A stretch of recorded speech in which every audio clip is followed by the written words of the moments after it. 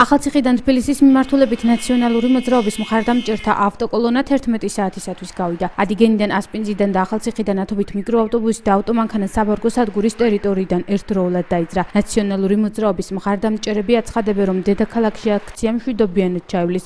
მათ კი ერთი მთავარი მოთხოვნა მთავრობის გადადგომა აქვთ. მხარდამჭერებთან ერთად აქციაზე წავიდნენ ნაციონალური მოძრაობის რაიონული ორგანიზაციების თავმჯდომარეებიც. როგორც გელა დემეტრაძე აცხადებს, რეგიონიდან თავისუფლების მოედანზე საპროტესტო აქციას 2000-მდე ადამიანი შეუერთდება. აქცია თბილისში თავისუფლების მოედანზე 16 საათისათვის დაიწყება. აქციის დაწყებამდე იქნება ორი შეკრება, ერთი ვარდების მოედანზე, მეორე კი ეგრეთ წოდებულ კოლმეურნეობის მოედანზე, საიდანაც მოეწყობა მსვლელობა თავისუფლების მოედნისაკენ. დიდი მოლოდინი გვაქვს, რომ აღსდგება სამართლიანობა, იმიტომ რომ მთელი საქართველო იქნება იქ და ჩვენ ძირითადად მოვთხოვთ მთავრობის გადადგომას. იცით რომელი მთავრობის?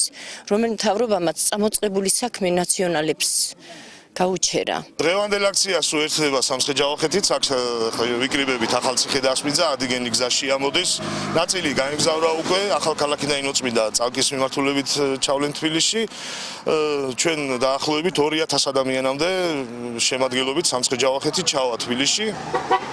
და შეუერთდება აქციას, რასაც ქვია მოთხოვნა, რომელიც აქცияსაც არის გადადგეს დღევანდელი ხელისუფლება. მოლოდინი მშვიდობიანი აქცია, გაანონსებული, რაიმე ექსცესები არ იქნება.